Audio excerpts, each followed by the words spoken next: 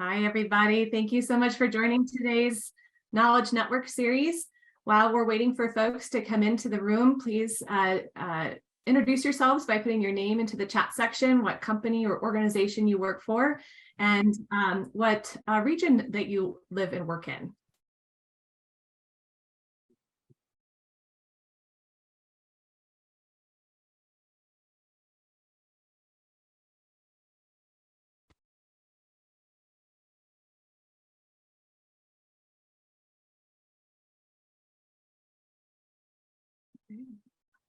Seeing some familiar faces. It's exciting to have you all. I love being able to do these Zoom calls so that we can have everyone from all over the state joining us. So again, thank you so much for joining us. If you just entered into the room, please put your name into the chat section and let us know what organization, company you work for and where you live. And while you guys are doing that, Bobby's going to run a quick poll for us. This just helps our speakers know where everybody's coming from.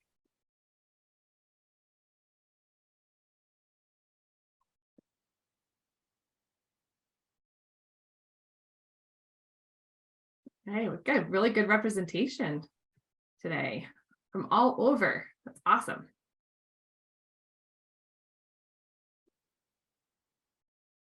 All right. We can go ahead and end the poll, Bobby.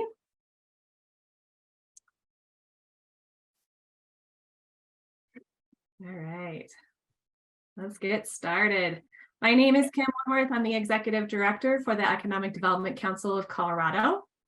Just a few housekeeping items before we get started today. You've all been entered into this webinar on mute for recording quality purposes, but we encourage you to ask questions from our presenters today. You can type them into the chat section at the bottom of your screen or raise your hand by using the reaction buttons. Today's event is to educate, to bring new ideas and best practices forward. If you have any questions after this webinar today, please send them to EDCC's administrator, Bobby Vandenheuvel at edcconline.org. We will follow up after today's webinar with a link to the webinar and presentation. We will also post it to our website dedicated to the webpage that's dedicated to the EDCC Knowledge Network series. And finally, please follow us today's discussion on our social media outlets at EDC of Co. And be sure to use the hashtag Knowledge Network and EDCC events so that we can follow you. For those of you who are new to us, EDCC is a statewide industry association that supports economic development efforts across the state. We connect our communities, our members, and our partners to high quality educational opportunities and trusted resources and advocate for sound policies and programs that support a vibrant economy and enhance quality of life for all of Colorado. EDCC members come from a variety of settings. We are rural and urban, public and private sector, for-profit and not-for-profit, and include individual communities, counties, and regional organizations, local and state government, chambers of commerce, universities, and private industry. EDCC is building a virtual arsenal of information to keep our professionals updated on the latest trends, case data, case studies, and thought leadership papers that our professionals can take back to their local leaders to begin these important discussions at the local level. Bobby is dropping a link into the chat section to take you to the Knowledge Vault. I'd also like to take this opportunity to share with you our 2023 events programming lineup. Our annual, so just for today's purpose too, our annual legislative day at the Capitol is scheduled for February 2nd, and we invite all of our economic development stakeholders to come and engage with our legislators. We'll be dropping the registration link into the chat section. We'll also continue our wildly popular Drive, Lead, Succeed virtual series, the thought leadership papers, and our Knowledge Network series. And we'll be celebrating our Economic Development Week with our partners at Downtown Colorado Inc., May 18th through the 12th. This is a week that is filled with local events and virtual training seminars helping educate our community leaders on the value and importance of sustainable economic development. We are thrilled to announce that we will be in Grand Junction next year for our annual Signature Drive, Lead, Succeed conference, October 18th through the 20th at the Two Rivers Convention Center. We encourage everyone to think about sponsoring these events, as it takes an army of volunteers to get these events off the ground. There is great value in supporting our efforts in tackling our most perplexing issues and bringing the information and resources to our professionals that is needed to spur innovative solutions at the local level. As a sponsor, you'll be recognized through our various platforms, video recordings, website, thought leadership papers, in-person meetings, and more. Everything we just mentioned can be found at edcconline.org, events-calendar. Now, without further ado, let's move on to today's Knowledge Network series. So you may be curious as to why the Knowledge Network. We have learned a lot in the past few years about the power of collaboration and connectivity. EDCC continues to foster the professional network that we are so proud of here in Colorado. We have a treasure trove of leaders in our community of economic development professionals that have learned the tricks of the trade, best practices, and quite possibly from their mistakes. I mean, honestly, that's how we grow, right? This is our time to come together as an industry and support one another. We want to see each and every one of you succeed in your job, in your community, and in the profession. The credit goes to our EDCC's Professional Development Committee for devising today's session and the series. They are a group of amazing professionals with great energy and leadership, led by Adam Kruger with the City of Thornton and Stephanie Trawler with the City of Westminster. And starting January 1st, Shannon Hine with the City of Fort Collins will be joining Stephanie as co-chair as Adam takes on his new responsibilities on the executive committee. If you are a member and interested in getting involved, we will be dropping their contact information into the chat section. The election season has now passed. Newly elected officials and leadership will be in place by the new year. And now is our opportunity to connect with our elected officials, to onboard them properly, to educate them on the realities of economic development, and to effectively communicate the value and importance of the economic development programs that you have in place.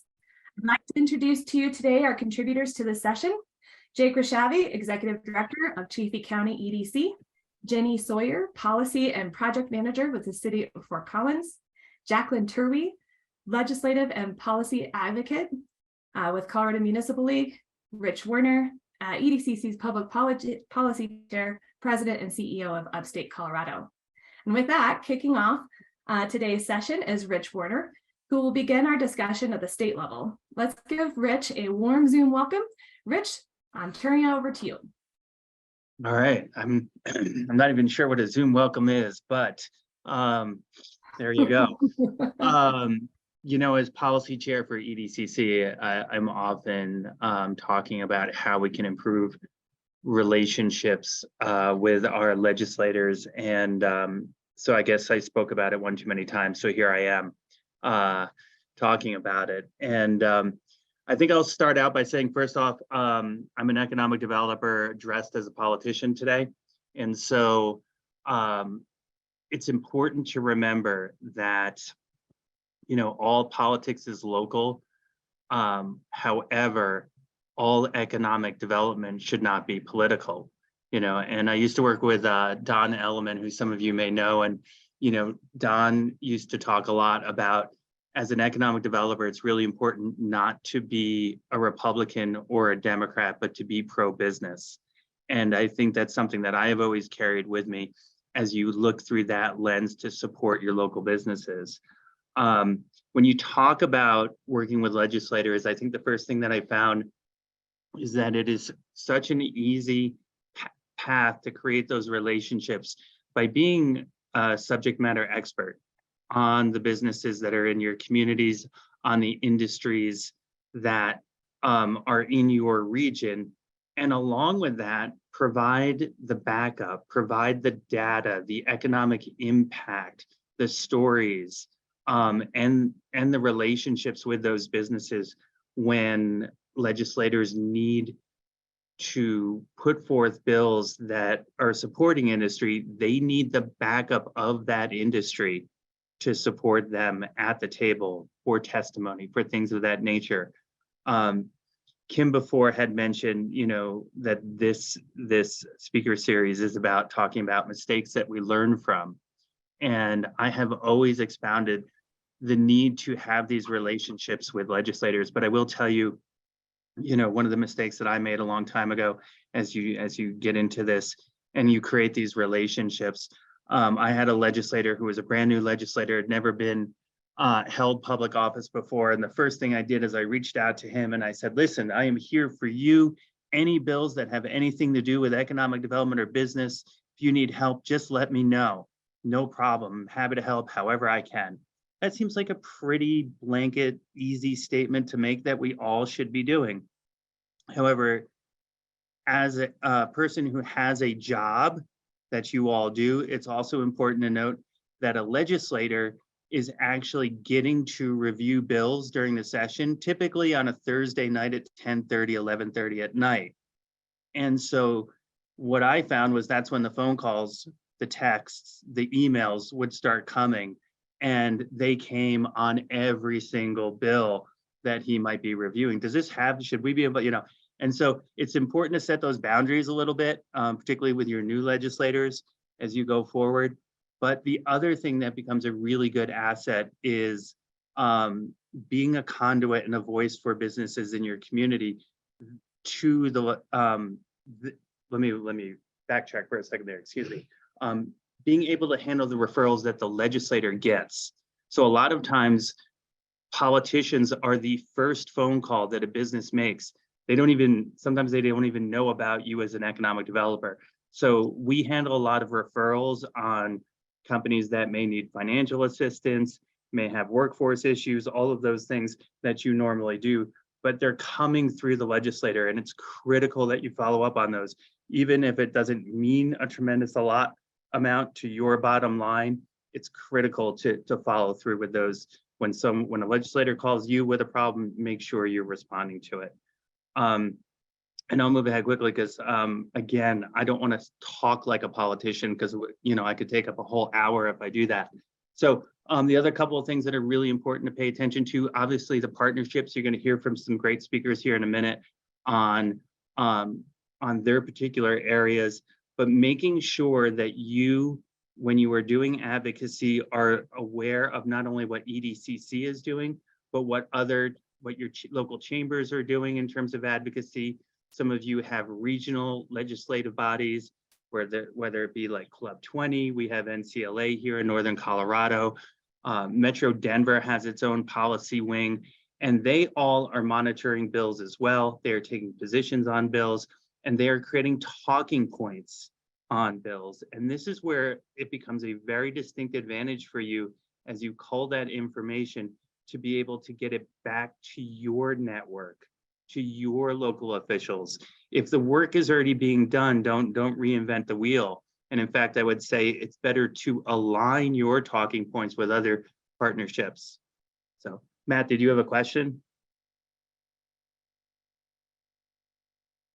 I think you're on mute, but if you do, and again, I want to make sure people feel free to interrupt as we go along and ask questions. This is an open dialogue.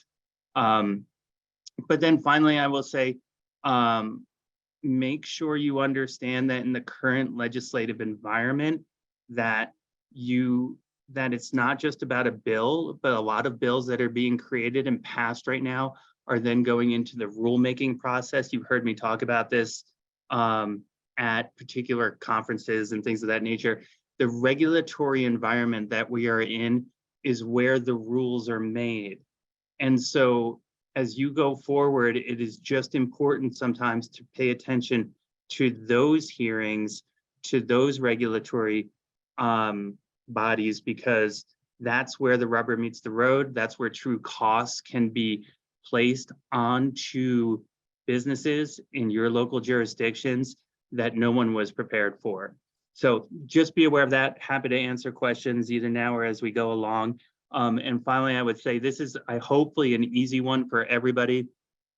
As an economic developer, we have a role here in my organization. We do a tremendous amount of advocacy as it relates to business issues, but we don't do individual campaigns. We don't get involved in that process.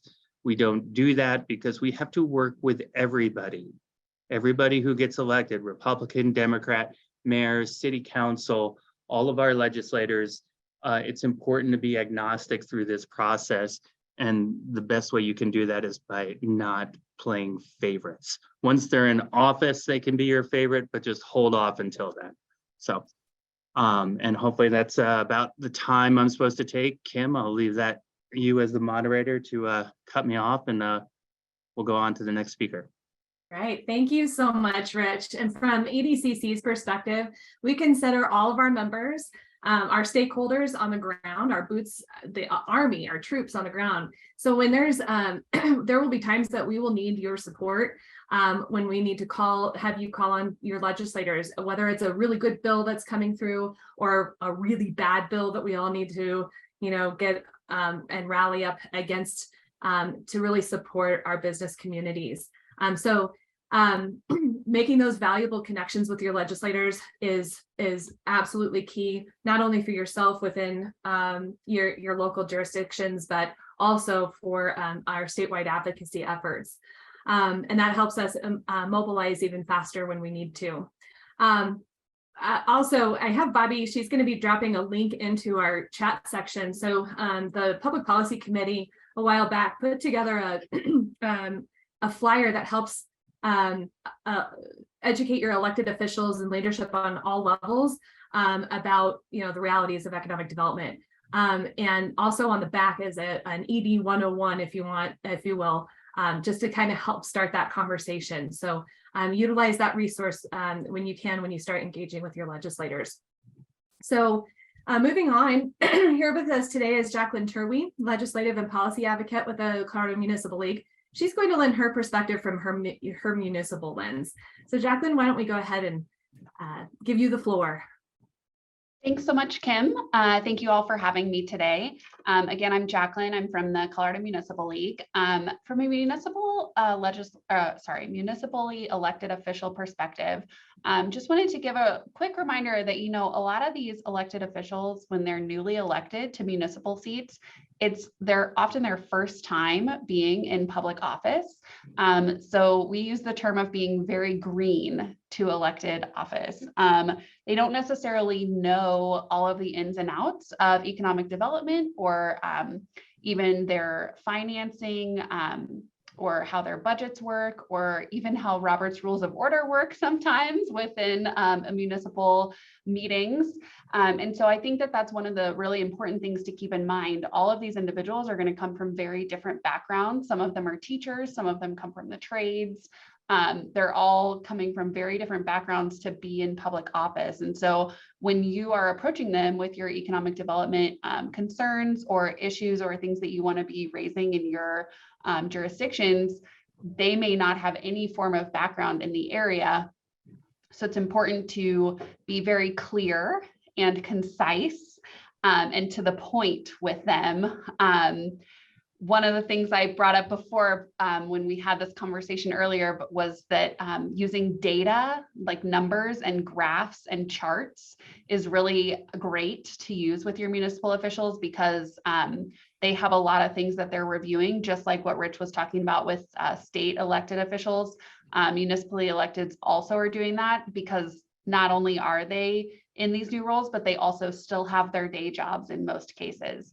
And so they're doing this on their Monday evenings or Tuesday evenings, have these long meetings that they're reviewing the ordinances or the resolutions, and then go back to their jobs and their families for the rest of the week. And so it's important to make sure that they have the data and the information to be able to make a good and appropriate decision for the municipality that they're working for in a quick and efficient manner.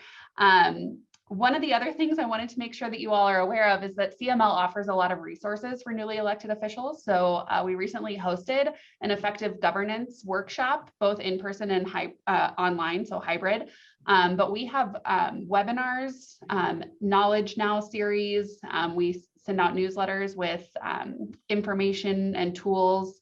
And then we have different workshops throughout the year that help educate our members on all different sorts of topics, including economic development and all sorts of topics that we can help them with. So if you're having any issues with municipally elected officials, please make sure to have them check out the CML website or see if there's any sort of education that they can look for us. And I'm happy for you to reach out to me also if there's anything that you think that we can add some sort of resource in that area. We are always looking for additional ways that we can help train our membership.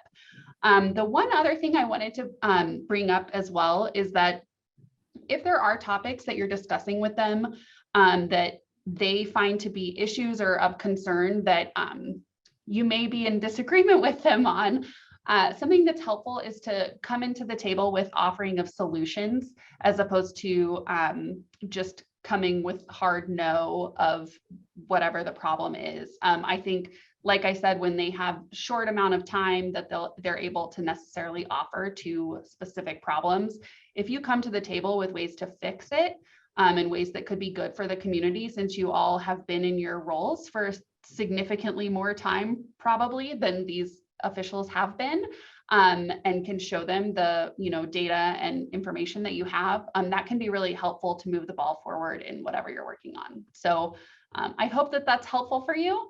And again, I'm happy to answer any questions now or even down the road if you guys have anything for me. So thanks so much. Great. Thank you, Jacqueline. I appreciate your perspective, because I think oftentimes we do forget the reality of where they're coming from and how we need to be able to appreciate where they're coming from and then help educate from where we're coming from. So moving on, I am pleased to introduce to you today Jenny Sawyer. She is the Policy and Project Manager with the City of Fort Collins. Jenny is in charge of onboarding their elected officials and for coordinating their legislative agenda, which helps keep their leadership focused on their priorities. She has some really great examples to share with us today. So yeah, I'm going to let you go ahead and take it away. Thank you. I'm going to drop a couple of links and documents in the chat for folks. So like most, so I'm going to talk very much from a municipal perspective and local electeds, so council, which we have elections every 2 years. So every 2 years, we're in the process of working to onboard folks who have potentially never watched a council meeting, never looked at an agenda, or perhaps are very engaged and are coming from a particular perspective. And so, yeah, for that reason, we never get it exactly right. And I'm sure that's true for everyone, because it's in constant flux with new and different people all the time. The first document I dropped in there is a council resource guide, and we do update this every year to try to give, Jacqueline mentioned Robert Rules of Order. We have that in there. We have too much information really, but it's something that council members can go back to. From an economic health perspective, this document, I think the most beneficial thing in this document is the actual org chart. Because again, frequently people aren't aware of the departments within a municipality and the roles that they play and what they can do and how they cross-functionally interact. So I think that's something else that really helps with onboarding, because whether it's economic health, whether it's our utilities, whatever it is, we're always competing for those elected for the attention and awareness. So the more you can leverage and work together and explain and demonstrate how the work being done, particularly in economic development, is horizontally impacts so many different things within the city and the overall goals of the city and functioning. I think, Rich, I appreciate, we're not political, we are pro-business. And yet even that can be delicate sometimes. So being able, again, in our language to, from an economic development standpoint, represent businesses as constituents, right? So whether we're supporting all of our constituents and their needs and what they do, right? Like we are helping all income levels if we're providing jobs, like really making the tie to all the different types of locally in Fort Collins, right? We have numerous different council priorities. Some of those may not be, many are not directly related to economic development, and yet there can always be a tie made to what that is coming across. So I think being able to define economic development almost in a more non-traditional way to help a newly elected person really understand what that means and what the role and function is within what, you know, your organization, for us, a municipality, of where we can engage in that. You know, locally, this was a tough one, right? Our council recently had a priority to raise the minimum wage. Well, this is kind of a rough time to be doing that. And from an economic development standpoint, it was potentially contrary to what our economic health team was hearing from businesses. And so having to navigate those types of situations in a more holistic way, to maintain the trust and credibility both of the business community and of an employment base in our community, to be able to drive that. So I just appreciate everyone on here and the tricky nuances that can come in this economic development space. The second document I dropped in, we update this every year. This is our legislative policy agenda. And so this really helps not only locally with our council, but also with our state representatives. And what we've done in this document is really tried to streamline for everyone. So one, council adopts it. So we know that council is in agreement with the support or opposed statements within this document. So when bills do come through, and those who, you know, are in that space, they come through fast and furious and frequent, and, you know, lobbyists and advocates are hitting people up, and there's a lot of noise around it. And so our goal with this document is to try to cut that noise, to really say, if something is in alignment with our legislative policy agenda, and we have a subcommittee, a legislative review committee, you know, if it fits and the review committee is on board, we will take a position. Frequently, we just monitor and make sure things are in alignment. We also provide this document and we try to meet more than once a year, but schedules are hard. So next week we'll have a legislative breakfast with our state representatives and our council to really discuss what, you know, top of mind items for the upcoming legislative session. And then we will provide those state legislators with a copy of this document so that and I think I've given you last year's, this year's is on the press. But again, to help drive their attention. And so I think you'll see in the document I shared, we don't have an economic development section. We have a small business support, right? So we did a very targeted where we want to focus. We have some specific things around URA and downtown development authorities as well, which is also important. And that has continued to morph and change over the years based on just trends and feedback and council preference as we go forward.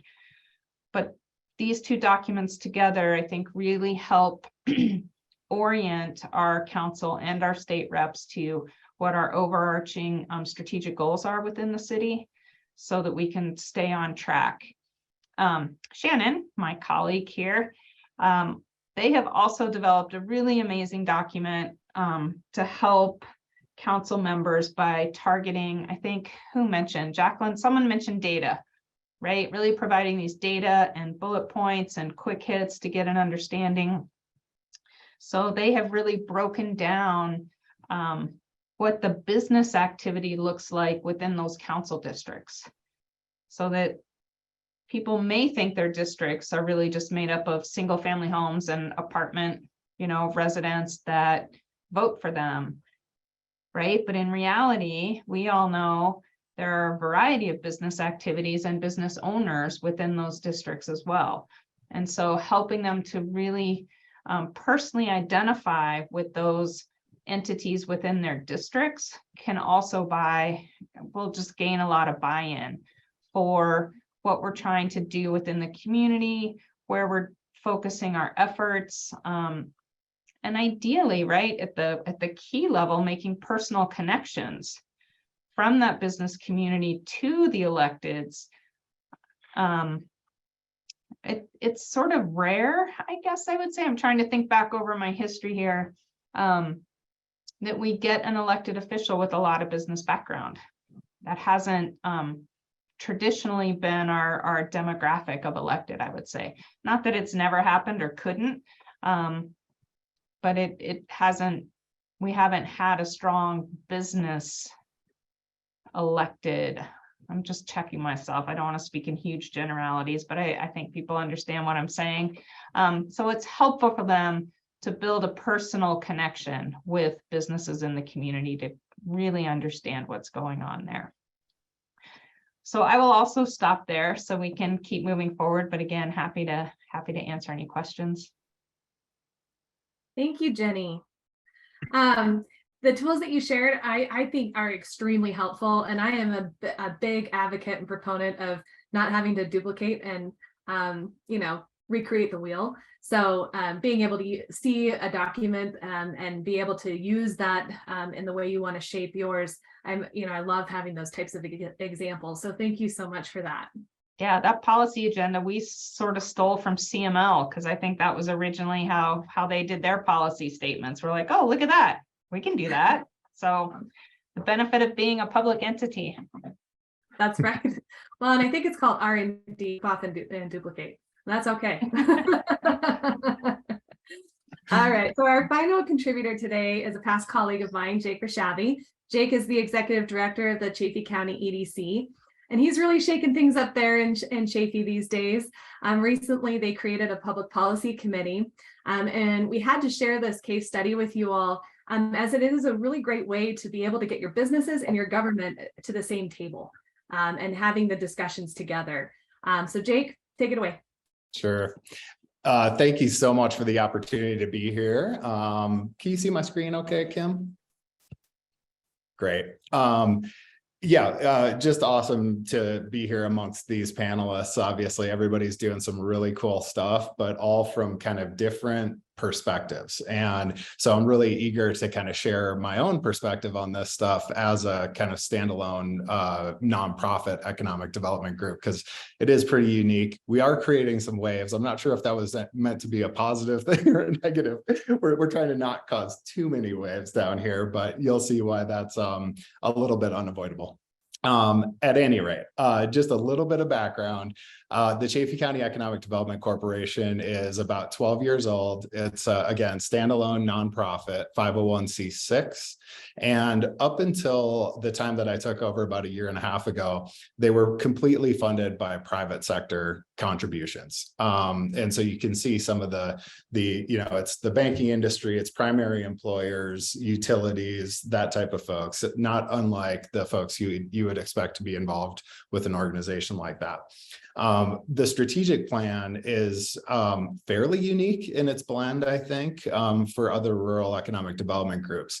We're really first and foremost focused on the startup and entrepreneurial ecosystem to diversify the economy away from such a reliance on visitorship, which is obviously a huge part of the local economy in Chaffee County. The second piece is talent pipeline and work-based learning. So creating that future workforce for our local employers. The labor market is super tight here, like it is everywhere else, but that's obviously making it a top priority for us. And then the public policy advocacy piece that we'll talk mostly about today is really about creating the environment that those other two functions can thrive within, that the business community can thrive within. So just to touch on those first two things at a very high level, again, we focus on supporting entrepreneurs for that economic diversification. We run an accelerator program with a mentor network and then a local angel investor network, as well as connecting with other capital sources around the state, including Mr. Brian Rose, who I know is in attendance here. Thanks, Brian. And that work, we're about a year into it. We're making great progress. We were just recognized as the Emerging Startup Community of the Year by Rockies Venture Club. Our local angel investor network has made their first 2 investments this summer, and we're really excited about what that's going to mean heading forward. On the second piece, the talent pipeline and work-based learning, we're really partnering with both local education institutions and then also statewide resources like the Colorado Workforce Development Center and others, the Department of Labor. to basically bring the employers to the table to engage with work-based learning. So internships, entrepreneurship, or apprenticeships, industry-sponsored projects and things like that. And that work, we're proud to announce that we just received a $30,000 grant to do that work on a quarterly basis next year. So we're really excited about what that's going to mean for our business community. But again, all of these things are not going to be successful unless we're really engaging with the public sector. And so this is a really unique moment, I believe, not only for our community, but certainly for ours. The federal funding opportunities and landscape out there are truly once in a generation. We're doing a lot around remote work and employment, not only in terms of like bringing new money into the community, but also as a way for folks to stay here and earn a livable wage from the graduates from local schools. And then a ton of local land use issues. And basically all these issues taken together means that this board of directors isn't necessarily the optimal set of partners to achieve something as complex as housing or broadband or those other issues I mentioned. And so we actually rewrote the bylaws to invite the public sector and Colorado Mountain College into the board as non-voting board members. And it's just in a recognition that the challenges and opportunities we're facing are complex enough that we need to be working together, which means that onboarding and educating public sector officials in our 4 local jurisdictions becomes really critical, just in terms of aligning them to the things that the business community here cares about. So Kim mentioned that we formed this bi-weekly public policy committee. It is a ton of work, but we'll talk about why that's absolutely necessary in my mind and in the mind of our board members.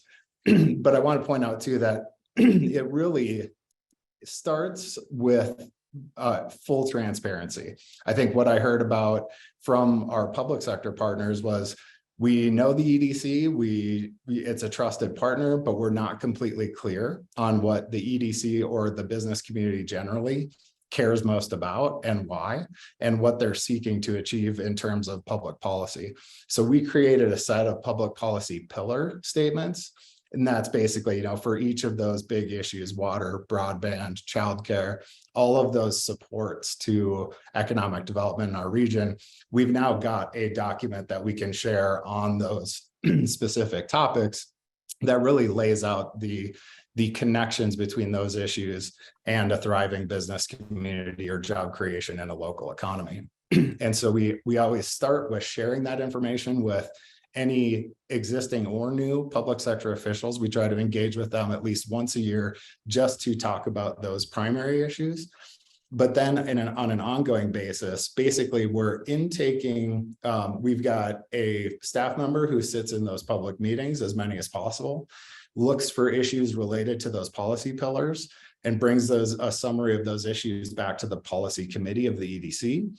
That group deliberates and forms a position on those issues that rise to that level of importance, and then communicates it back out in a timely manner to the folks who are going to vote on that. So it might be Salida City Council or the Chaffee County Board of County Commissioners, but getting that information to them in a timely way, and also in a really concise and professional way that they can digest easily.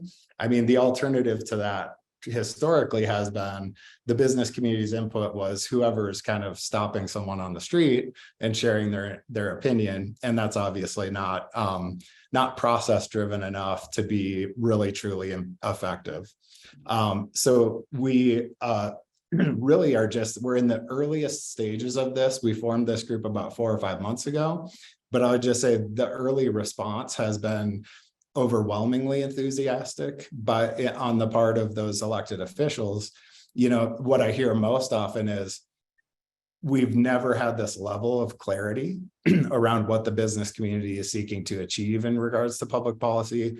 And it's super helpful to provide another voice on these important issues. And housing is obviously one that probably all of us are at least highly concerned with, if not fully engaged on. And I think in an environment, for example, what the loudest voice in a public setting might be the, NIMBYs in relation to a certain project. And it's really important that there's an alternate voice there to inform those opinions. And so that's what we're seeking to do. Again, it's early days, but very excited about the early progress with it. It is a ton of work, but I think we're already seeing public policy or public elected officials kind of adopt some of the language that we use around these topics, which to me indicates that we're starting to move the needle in terms of how folks think about these issues, particularly in a business sense. So really appreciate the opportunity to be here. Jake, that's incredible. I am so proud of you guys, and I can't wait to see how this initiative progresses along. Again, it is having them start to adopt the language, and as they start to learn by osmosis about the powers of economic development, that's when the community really starts to come together and in a cohesive manner. So thank you again, Jake. I really appreciate that. We're gonna go into our Q&A session right now. And so I will have a few questions I wanted to start with. And then if you guys have any questions whatsoever, this is the opportunity to really, come together and talk and ask those questions of our contributors today. So put them in the chat section or raise your hand. This is a very informal type meeting, so don't feel like you can't ask those questions. So first of all, I wanted to start with Jenny. Can you think of some types of things that organizations can do to help educate their elected officials? Thinking from your municipal standpoint, but other organizations that maybe aren't necessarily within a municipality. What are some of the things that you've done within your within the municipality to really educate the elected officials?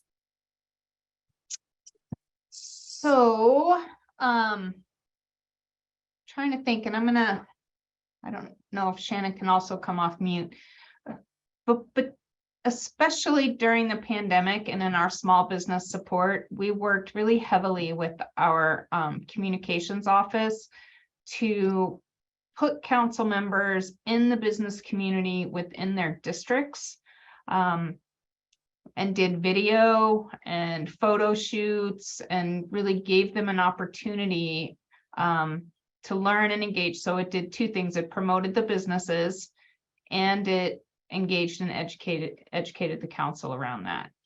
So that's one aspect. We have also our city manager and mayor on a time cadence will also go do business site visits to engage the business community. And again, our economic health team, they really do a lot of pre-work and material preparation for that, so that council and the manager go in really well informed about the business and what's going on there.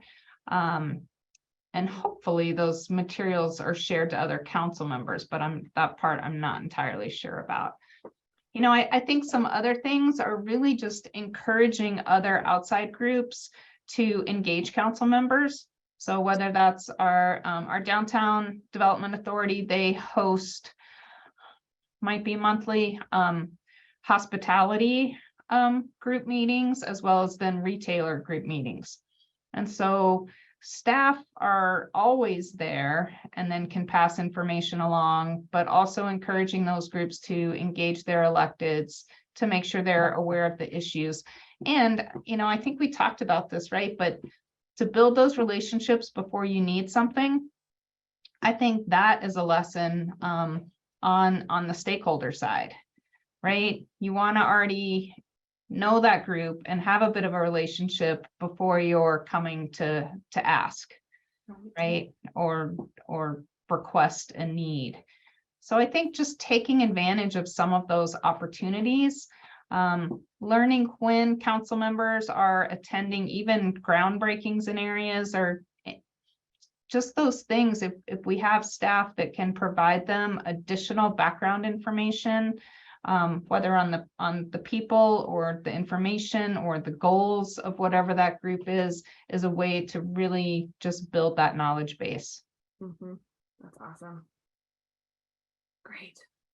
Rich, I know from your perspective, so you have a lot of organizations that that you help foster throughout the upstate region. Have you seen any barriers as to why communities or organizations do not spend more time or resources on educating their electeds? No, I don't think there is, other than I guess what the barrier would be is the priority list, right? So the first thing you have is that in many communities, it's important to understand that, and I don't mean this in a bad way, but there's a different level of bandwidth and sophistication in every community. Sometimes in our smaller communities, first and foremost, they don't have an economic developer. A lot of times the city manager is also the planner, or the planner is a contract planner who's brought in because they don't have the budgets that other larger communities do. So you have to understand that as it relates to the bandwidth that a community can do. They all have a council or trustees, but they wear so many different hats that that the advocacy side sometimes gets pushed down. That's where EDCC plays a role. That's where regional groups like ours or Jake's play such an important role in getting that information out. But it's critical that you do it through, in this sense, particularly on the public sector side, there's a hierarchy that you have to still maintain, right? It's very problematic if an economic developer is going around a mayor or a city manager, or even in some cases the economic developer. You're going to be really careful about that. It's important to have those relationships, but be sensitive to the process.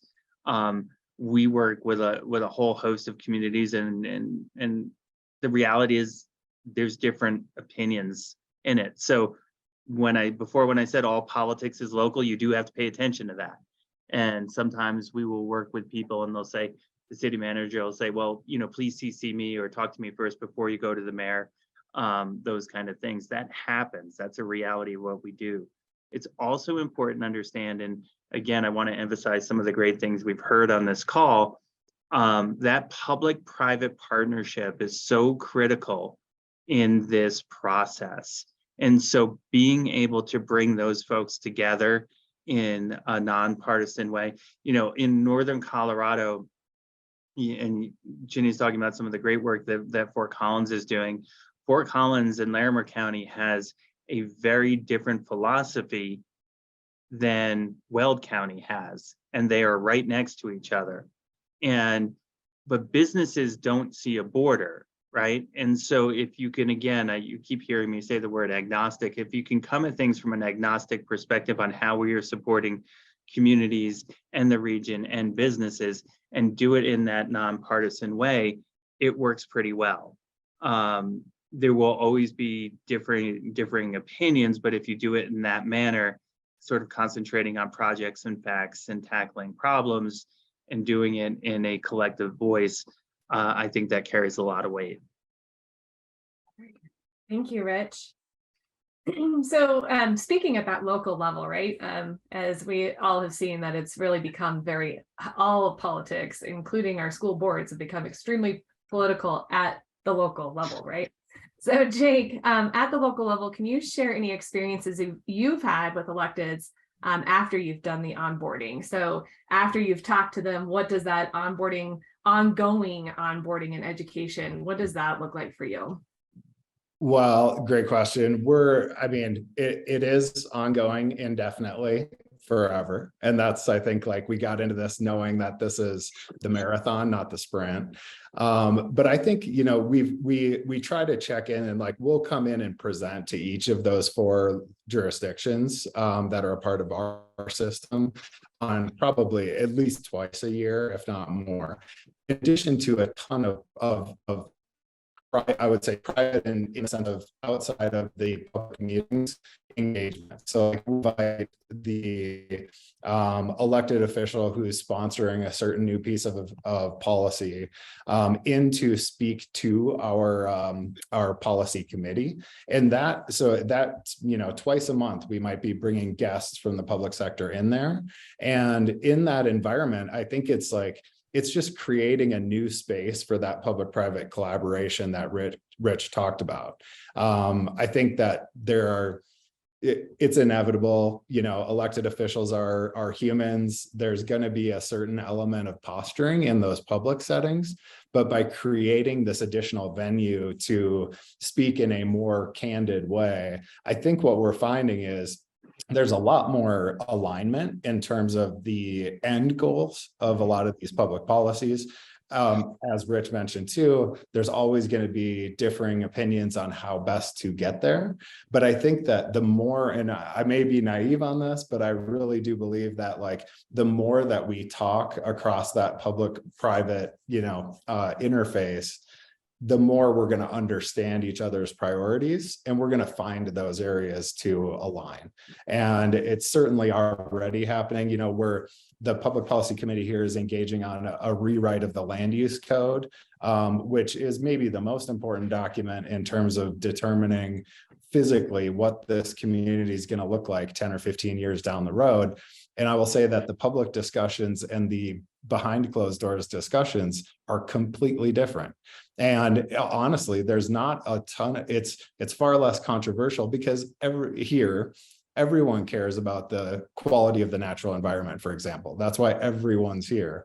That plays out in the land use code, but we've got to be able to collaborate in a more, again, out of the spotlight setting in order to make real solid progress. Mm-hmm.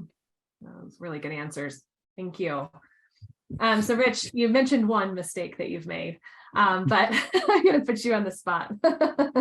So can you give us some experiences or mistakes that you've made when you are educating the elected officials, or if you've seen other economic developers, and of course you don't have to name names, but you know, have seen kind of the mistakes or the pitfalls that we can fall into when educating them? Can I name names? No, you can't name names. No. This is a safe zone. You know,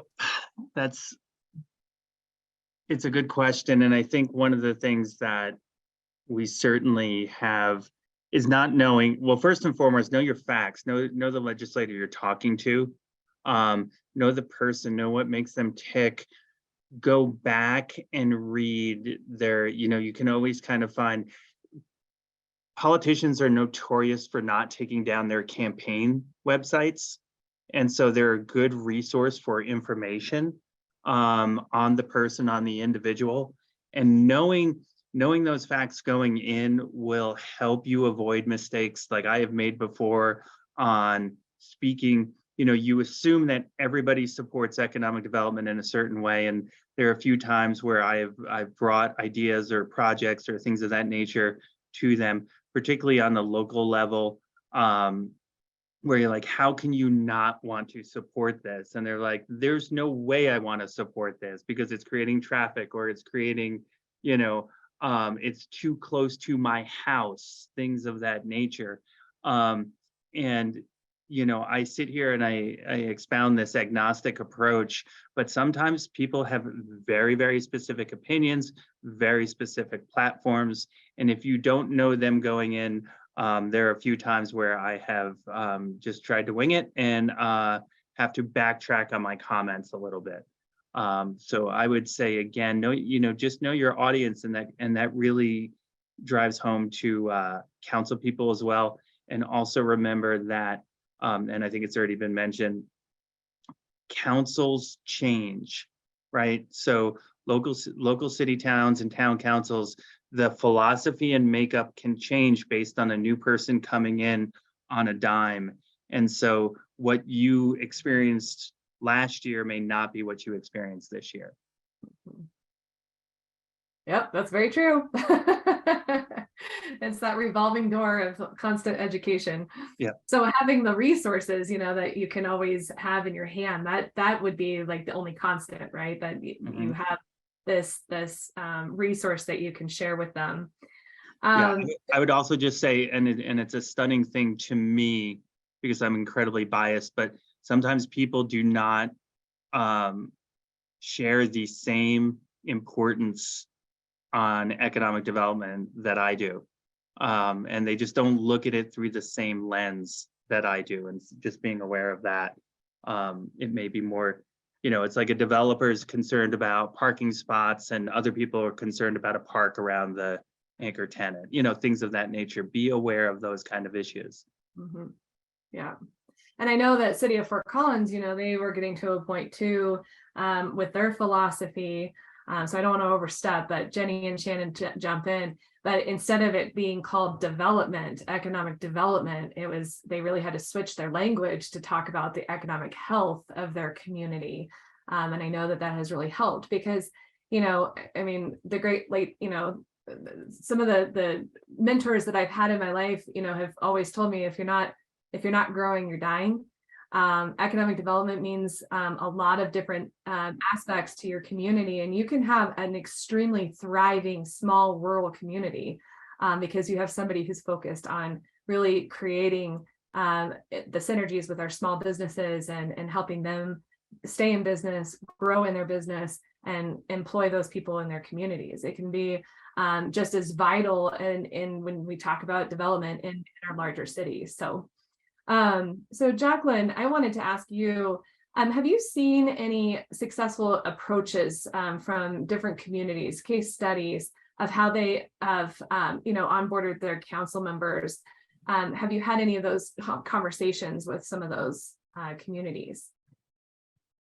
Not specifically, I will say, but I will say that CML does offer that effective governance workshop. And our executive director, Kevin, is doing it specifically for individual municipalities, also like one-offs, which is a great opportunity for the municipality to have it directly related to issues that they're dealing with specifically, as opposed to being generalized, which is a good opportunity if you guys have anything that's going on that you think needs to happen. I know there was one community recently that the entire council either resigned or was recalled off. And so it was a complete redo. So he went out and did an effective governance workshop for them. And that was super helpful for them because it was all brand new people all at once.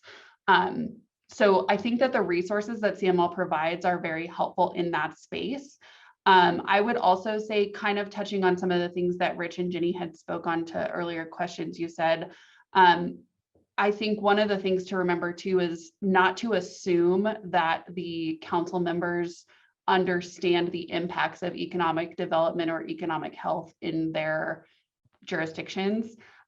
So, making sure that like the municipal finances and the municipal taxing structure that's associated with economic health is a significant portion of the financing of a municipality. And they may not have any idea about that when they walk in the door of how much of an impact your work is having on the services that they can provide, like fire, health services, anything like that. So I think that all of those things are very important to make sure that you are imparting to them when you're having conversations. Mm-hmm. Again, it's going back to the data, and being able to show the money that's being created by the activity. Absolutely. So I'd like to ask Rich, Jake, when you have a major issue that you are, trying to keep at the top of the elected officials' minds, how do you keep that? What is your process in keeping that at the top of their minds and continuing to keep hammering away? Because that's the one thing about economic developers, and a lot of our issues are long range, long-term, programs, long-term projects, right? And it doesn't happen overnight. And so to be able to not only keep that initiative, with the elected official, but as the elected official then, parts and someone else is coming in new, how do we keep that bridge of communication? Go ahead, Jake. Well, blunt force repetition helps.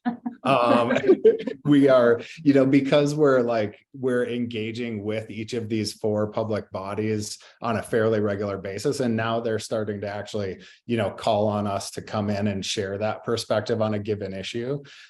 We get a lot of opportunities for airtime, and something like, I would say like here, it's housing and water, which are obviously directly interrelated.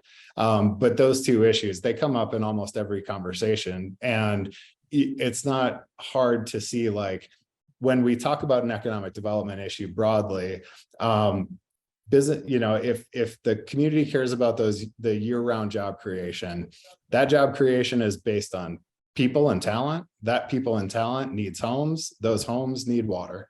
And so these things are all directly interrelated, and sharing that interrelation or connection with those public bodies, I think is, again, already it's starting to change the way that those topics are being discussed. And I think that that's the first step in that education or ongoing education process. Mm-hmm. Yeah, I think that's a really good point, Jake. And those issues are not going away. And so we're, I actually take a little bit of a different approach in that instead of the, hitting them over the head aspect, for me, I tend to sort of tee up and reinforce and sort of that whisper of like, hey,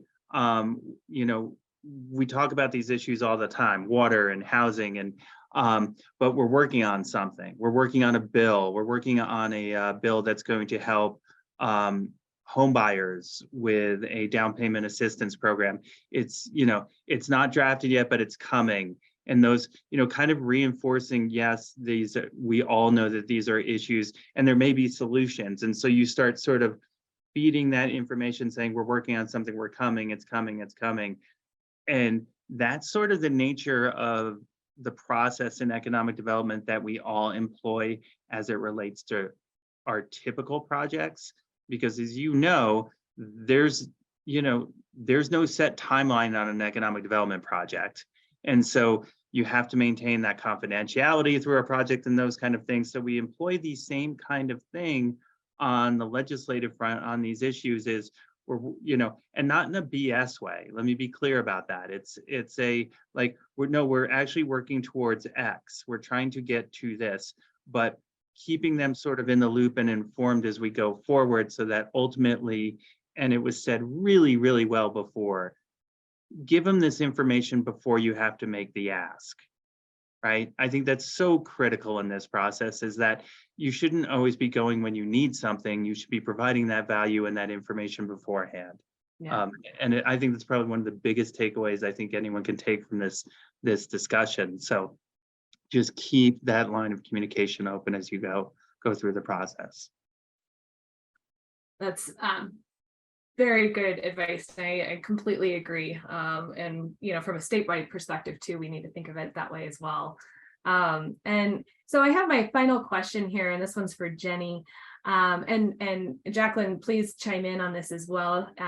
But how can you leverage others for successful council onboarding? So thinking about your city manager, existing council members, or other community stakeholders, how can you leverage those in your circle to help educate? We definitely do that. So our onboarding, again, I mentioned earlier, it looks different all the time, right? Some years we have 1 new member, some years we have 4 new members, and varying levels of interest and learning as well. So we have done everything from offering, and this is really working with your staff to be able to